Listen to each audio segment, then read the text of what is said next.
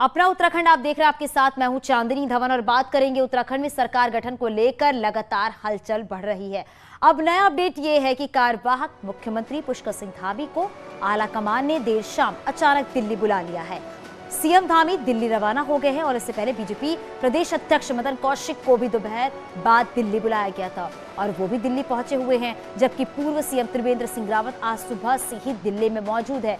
सुबह उन्होंने बीजेपी के राष्ट्रीय संगठन महामंत्री बीएल संतोष से मुलाकात की थी, तो बाद में बीजेपी अध्यक्ष जेपी नड्डा से भी त्रिवेंद्र सिंह रावत ने मुलाकात की है।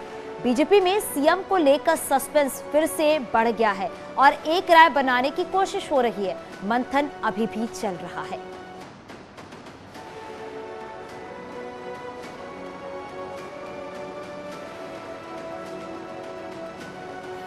तो सीएम पर सस्पेंस बरकरार है, लगातार बैठकें की जा रही हैं। इस खबर पे बातचीत के लिए हमारे सहयोगी सुनील नवप्रभात हमारे साथ फोन लाइन पर जुड़ गए हैं। सुनील, क्योंकि त्रिवेंद्र सिंह रावत, उसके बाद मदन कौशिक, अब सीएम पुष्कर सिंह धामी दिल्ली में मौजूद है और लगातार बैठक भी चल रही है, फिलहाल क्या अपडेट है? वो ये कि जो दिल्ली में मीटिंग चल रही है, जो तीनों नेता वहां पर बुलाए गए हैं, बीजेपी की योजना है कि 23 मार्च का लगभग एक टेंटेटिव डेट बताई जा रही है जब शपथ ग्रहण समारोह होगा। और 23 मार्च को जो शपथ ग्रहण समारोह होगा, इसको ऐतिहासिक एक मेगा इवेंट के तौर पर आयोजित करने की बीजेपी रणनीति बना रही है। और इसी के तहत जो जानकारी बताया जा रहा है कि जो मंथन चल रहा है वो मुख्यमंत्री के साथ साथ उनकी पूरी कैबिनेट को लेकर लगातार मंथन चल रहा है। और 23 मार्च को जब शपथ ग्रहण समारोह होगा, जो अभी तक डेट बताई गई है बीजेपी के सूत्रों के मुताबिक, तो उसमें मुख्यमंत्री के साथ साथ पूरी कैबिनेट एक साथ शपथ लेगी। यानी कि मुख्यमंत्री का चयन तो होगा ही होगा, मुख्यमंत्री के नाम की घोषणा तो होगी होगी, उनके साथ साथ उनकी पूरी कैबिनेट की भी घोषणा कर दी जाएगी। और 23 मार्च को या 23 मार्च के आसपास जब भी शपथ ग्रहण समारोह होगा, पूरी कैबिनेट के साथ मुख्यमंत्री शपथ ग्रहण करेंगे। बिल्कुल सुनील, और इसी बात का इंतजार है कि नाम पर सहमति कब बनेगी। अनूप भी हमारे साथ जुड़ गए हैं। अनूप, अगर बात करें, दिल्ली में लगातार बैठक चल रही है, सीएम के नाम पर अभी भी सस्पेंस बरकरार है, क्या कुछ और हलचल देखने को मिल रही है? देखिए, आपको बता दूं कि सूत्रों के हवाले से जो खबर मिल रही है कि जो पुष्कर सिंह धामी है वो दिल्ली पहुंचने वाले हैं और उनकी केंद्रीय नेतृत्व से मुलाकात हो सकती है। लेकिन ठीक उससे पहले जेपी नड्डा, पार्टी अध्यक्ष जेपी नड्डा गृह मंत्री अमित शाह के घर पहुंचे हैं। उनके साथ संगठन महामंत्री बीएल संतोष भी हैं। और जिस बात का लगातार हम जिक्र कर रहे हैं कि उत्तराखंड में सरकार गठन को लेकर लगातार जो है वो बीजेपी केंद्रीय नेतृत्व भी मंथन कर रहा है। वहां पे राज्य स्तर पर मंथन हो रहा है। दो स्तर पे बातचीत हो रही है। एक तो मुख्यमंत्री यानी कि राज्य की कमान किसे सौंपी जाए, इसके अलावा कौन कौन से लोग मंत्री बनाए जाएंगे। क्योंकि देखिए, जो सूत्र बता रहे हैं, जो टॉप लीडरशिप है, उनका मानना यह है कि आने वाले वक्त में चूंकि लोकसभा चुनाव है, ऐसे में सारी जो फैसले लिए जाएंगे, बहुत ही सोच समझकर फैसले लिए जाएंगे। हर चीजों का ध्यान जो है वो किया जाएगा। यही वजह है कि ये सारी देरी हो रही है। हालांकि सूत्रों के मुताबिक कल या फिर परसों सुबह तक जो पर्यवेक्षक बनाए गए हैं वो भी देहरादून पहुंच जाएंगे। विधानमंडल की बैठक होगी और सारा चीज हो जाएगा। लेकिन जो ये पूरा फैसला है वो दिल्ली में ही होना है। यही वजह है कि लगातार जो है मंथन वो यहाँ पे चल रहा है। जी बिल्कुल अनूप, और इसी बात का इंतजार करना होगा कि बैठक के बाद क्या कुछ बातें सामने निकल कर आती हैं, क्योंकि मुख्यमंत्री के दावेदार को लेकर लगातार चर्चा की जा रही है। बहुत शुक्रिया इस पूरी जानकारी के लिए अनूप, आपका भी, सुनील आपका भी। उत्तराखंड बीजेपी में एक बार फिर से सीएम के चेहरे को लेकर सस्पेंस बना हुआ है। रविवार को जिस विधानमंडल दल की मीटिंग की संभावना जताई जा रही थी, लेकिन वो मीटिंग अब आगे बढ़ गई है। 10 मार्च को विधानसभा चुनाव का रिजल्ट घोषित होने के साथ ही सीएम के चेहरे को लेकर बना सस्पेंस अब भी दूर नहीं हो पाया है। माना जा रहा था कि अब होली के बाद सस्पेंस से पर्दा उठ जाएगा। विधानमंडल दल की मीटिंग के लिए पहले 19 और फिर 20 मार्च की संभावना जताई गई। बताया गया कि 19 मार्च को कुमाऊं में होली के चलते विधानमंडल दल की मीटिंग की तिथि 20 मार्च कर दी गई। लेकिन शाम होते होते ये जानकारी आई कि अब 20 मार्च को भी मीटिंग नहीं होगी। अब ऐसा क्यों हुआ, इसका जवाब किसी के पास नहीं। सस्पेंस उस बात को कहते हैं जब कुछ तय हो और आपको न बताया जाए। देखिए, अभी विधानमंडल दल की बैठक होनी बाकी है। विधानमंडल दल की बैठक में सारे विधायक मिलकर तय करेंगे और जो भी हाईकमान का निर्णय होगा वो स्वीकार्य होगा सबको। लोग होली सेलिब्रेट भी कर रहे हैं। निश्चित रूप से जब होली आज 19 की पूरी हो जाएगी तो 20-21 में संभवतः हम उम्मीद करते हैं कि जो प्रक्रिया है विधानमंडल दल की बैठक से लेकर नेता सदन को चुनने से लेकर आगे के दायित्वों को देने से लेकर सभी चीजों का निस्तारण होगा। हालांकि 20 मार्च को विधानमंडल दल की संभावित मीटिंग को देखते हुए बीजेपी के अधिकांश विधायक देहरादून पहुंच गए थे। अब ये विधायक भी विधानमंडल दल की मीटिंग का बेसब्री से इंतजार कर रहे हैं। अभी तक तो कोई सूचना आई नहीं है, लेकिन सारे विधायक तैयार हैं। जब भी 24 घंटे के अंदर जैसे भी सूचना मिलेगी तो हम सब लोग जो है विधानमंडल के लिए उपस्थित होने के लिए तैयार हैं। अभी कोई कॉल नहीं? अभी तक कोई सूचना नहीं आई है, औपचारिक रूप से कोई सूचना नहीं है। चर्चा है कि सीएम फेस पर अभी भी पार्टी के अंदर मंथन चल रहा है। हाईकमान के किसी एक नाम पर एक मत होने के बाद ही केंद्रीय पर्यवेक्षकों को विधानमंडल दल की मीटिंग के लिए देहरादून भेजा जाएगा। यानी कि सीएम के नाम पर एक बार फिर से पेंच फंसता हुआ नजर आ रहा है। देहरादून से न्यूज़ 18 के लिए सुनील नवप्रभात की रिपोर्ट। उत्तराखंड में बीजेपी भले ही नेता सदन तय नहीं कर पाई हो, लेकिन बीजेपी ने शपथ ग्रहण समारोह की तैयारी शुरू कर दी है। शनिवार को प्रदेश महामंत्री संगठन अजय कुमार ने प्रदेश पदाधिकारियों की मीटिंग बुलाकर शपथ ग्रहण समारोह को लेकर जिम्मेदारी सौंपी है। हालांकि ये अभी तय नहीं हुआ है कि शपथ ग्रहण समारोह कब होगा। बताया ये जा रहा है कि पार्टी की सत्ता में दोबारा वापसी की ऐतिहासिक जीत पर शपथ ग्रहण समारोह को भी ऐतिहासिक बनाया जाएगा और इसके लिए 15 टीमें बना दी गई हैं। समारोह में सामाजिक संस्थाओं, पूर्व सैनिकों, राज आंदोलनकारियों से लेकर समाज के हर वर्ग को आमंत्रित किया जाएगा। अन्य राज्यों के मुख्यमंत्रियों को भी समारोह के लिए आमंत्रित किया जाएगा।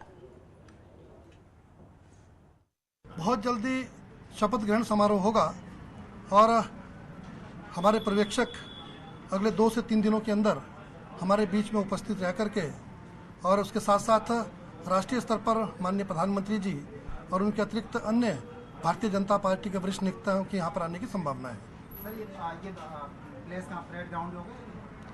अभी हम लोग सरकार से और अपना शासन प्रशासन से बात करके हमने परेड ग्राउंड का निवेदन किया है। वहाँ जैसी भी उपलब्धता होगी उसके अनुसार ही कार्यक्रम तय होगा। एक तरफ बीजेपी नई सरकार और शपथ की तैयारी कर रही है तो दूसरी तरफ कांग्रेस हार के कारण और संगठन के हालात पर मीटिंग करेगी। अब बीजेपी का कहना है कि उत्तराखंड में भी कांग्रेस की हालात उत्तर प्रदेश जैसी होगी।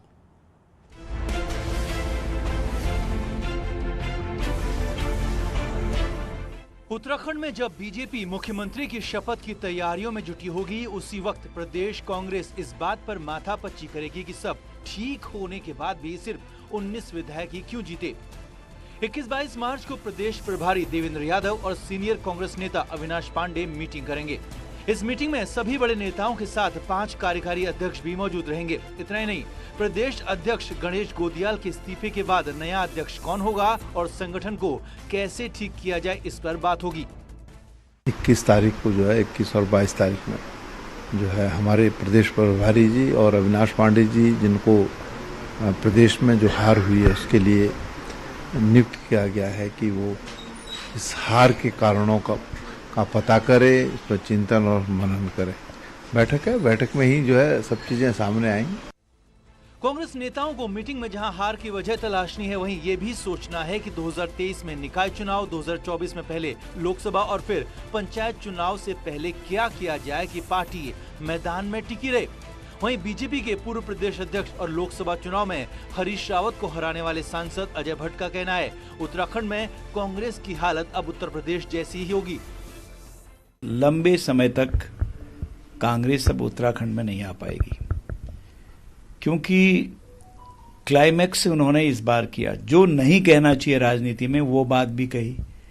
राजनीति मुद्दों की होती है, विपक्ष भी एक लिमिट के आधार पर आरोप प्रत्यारोप लगाते हैं, लेकिन उन्होंने इम्तहा की हर जगह पर। हार के 10 दिन बाद भी कांग्रेस नेताओं को इस सवाल ने परेशान किया है कि हार क्यों हुई, और अब 21-22 मार्च को मंथन और चिंतन इस बात पर होगा कि खराब हालात में अगले 5 साल कैसे जनता की नब्ज पकड़ी जाए ताकि पार्टी का अस्तित्व बचा रहे। देहरादून से न्यूज़ 18 के लिए दीपांकर भट्ट की रिपोर्ट।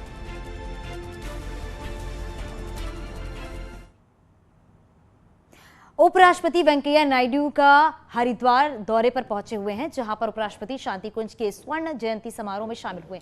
सबसे पहले उपराष्ट्रपति वेंकैया नायडू शौर्य दीवार पर देश के शहीदों को श्रद्धांजलि दी और इसके बाद वेंकैया नायडू ने कार्यक्रम में मौजूद लोगों को संबोधित किया है। इस दौरान उत्तराखंड के राज्यपाल रिटायर्ड जनरल गुरमीत सिंह मौजूद रहे। देहरादून में हर साल लगने वाले ऐतिहासिक झंडा मेला की शुरुआत 22 मार्च से होगी। इस दिन 90 फुट ऊंचे झंडे जी को चढ़ाया जाएगा। शनिवार को जयकारों के बीच झंडे जी को गुरु राम राय दरबार साहिब लाया गया है। पिछले करीब 4 महीने से झंडे जी ने नए ध्वजदंड को तैयार करने में कई कारीगर लगे हुए थे। मेले के मद्देनजर देहरादून में पंजाब, हरियाणा, पश्चिमी उत्तर प्रदेश, दिल्ली समेत कई राज्यों से श्रद्धालुओं के पहुंचने का सिलसिला शुरू हो गया है। यहाँ पे धर्म ध्वजा स्थापित करने से सन 1676 में ये परंपरा तब से निरंतर जारी है और गुरु महाराज के अनुयायी इसको शक्तिपुंज मानकर बड़ी आस्था इसमें रखते हैं और उनके जन्मदिवस के उपलक्ष्य में एक बड़ा समारोह यहाँ पे होता है। उत्तर भारत के 51 शक्तिपीठों में से एक मां पूर्णागिरि मेले का आगाज हो गया है। 19 मार्च से 3 महीने तक चलने वाले इस मेले में जहां देश भर से लाखों श्रद्धालु मां पूर्णागिरि के धाम आते हैं, चंपावत जिले के टनकपुर में आस्था के पूर्णागिरि मेले का उद्घाटन कुमाऊं कमिश्नर दीपक रावत ने किया है। कोरोना काल के 2 साल बाद अब कोविड से राहत मिलने पर अगले 3 महीने तक मां पूर्णागिरि के दर्शन कर सकेंगे। बुलावा था, उद्घाटन आज यहाँ पे है, इसलिए मैं आया हूँ और मेले की अभी रास्ते में जितनी व्यवस्थाएं मैंने देखी हैं काफ़ी संतोषजनक हैं, अच्छी हैं और आगे भी जैसा जैसा फीडबैक मिलेगा उसके अनुसार व्यवस्थाएं की जाएंगी। आप उत्तराखंड के कुमाऊं में आज होली मनाई गई और धूमधाम से मनाई गई। हल्द्वानी में प्रोटेम स्पीकर बंशीधर भगत के घर भी होली की धूम दिखाई दी गई और भगत सिंह अपने घर पर आने वाले लोगों के साथ होली में मस्त दिखे। साथ ही भगत सिंह ने ठुमके भी लगाए। भगत ने प्रदेशवासियों को होली की शुभकामनाएं दी।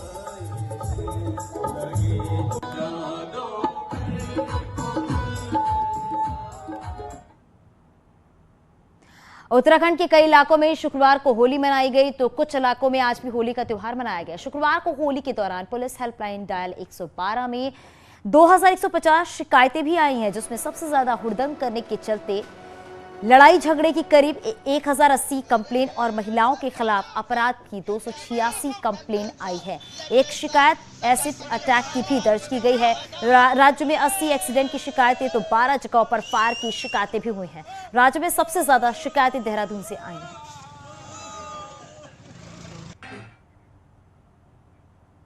बाजपुर के निजी अस्पताल में नवजात बच्चे की मौत हो गई है, जिसके बाद परिजनों ने इलाज में लापरवाही का आरोप लगाते हुए हंगामा कर दिया है। सूचना पर अस्पताल ने, आपको बता दें कि पुलिस ने अस्पताल पहुंचकर दोनों पक्षों से मामले की जानकारी ली है। बरहनी निवासी सद्दाम का कहना था कि शुक्रवार को उसने अपनी गर्भवती पत्नी को निजी अस्पताल में भर्ती कराया था। इस दौरान उसकी पत्नी की डिलीवरी हुई थी और बच्चे को जन्म दिया था, लेकिन अस्पताल प्रबंधन की लापरवाही से उसके बच्चे की मौत हो गई। हालांकि अस्पताल ने आरोपों को नकारा है। मैं गया था कुछ सामान लेने के लिए मुंडिया में। सर मैं मुंडिया से आया, डिलीवरी हो चुकी थी। इनके स्टाफ का एक लड़का और मेरी छोटी सिस्टर वो बच्चे को लेकर तुरंत चले गए। मुझे पता नहीं सर। जब मैं पीछे से पहुंचा तो ये वहाँ चेक करा रहे थे। जब वहाँ पे दिखाया डॉक्टर साहब को तो बोले इसमें कुछ नहीं है। आरोप तो कोई सही नहीं है, क्योंकि वो तो ये कह रहे हैं ना कि बच्चे को मार दिया। कौन डॉक्टर बच्चे को मारेगा और कैसे मारा? क्या गला घोटा? क्या किया हमने? उनको शुरू में ही जब वो आए थे तो उन्हें बताया गया था। वो पहले भी कहीं और कई अस्पताल से घुमा के लाए थे पेशेंट को, सबने उसको ऑपरेशन बताया था। यहाँ भी उसको ऑपरेशन बताया गया कि भाई ऑपरेशन करा लो। बोले नहीं, ऑपरेशन नहीं कराएंगे, थोड़ा वेट कर लीजिए आप। उत्तरकाशी के नटीन पुल के ऊपर चढ़ा युवक एसडीएम भटवाड़ी के लिखित आश्वासन पर नीचे उतारा गया है, जिससे प्रशासन ने राहत की सांस ली है। दरअसल द्वारी गांव के युवक का आरोप था कि वो भ्रष्टाचार की वजह से परेशान है और उसने स्वजल के जेई और ग्राम पंचायत अधिकारी पर भ्रष्टाचार के आरोप लगाए हैं और कार्रवाई की मांग पर ऊंचे पुल पर चढ़ गया। अब एसडीएम ने शिकायत पर कार्रवाई का भरोसा दिया है, जिसके बाद शख्स पुल से नीचे उतरा।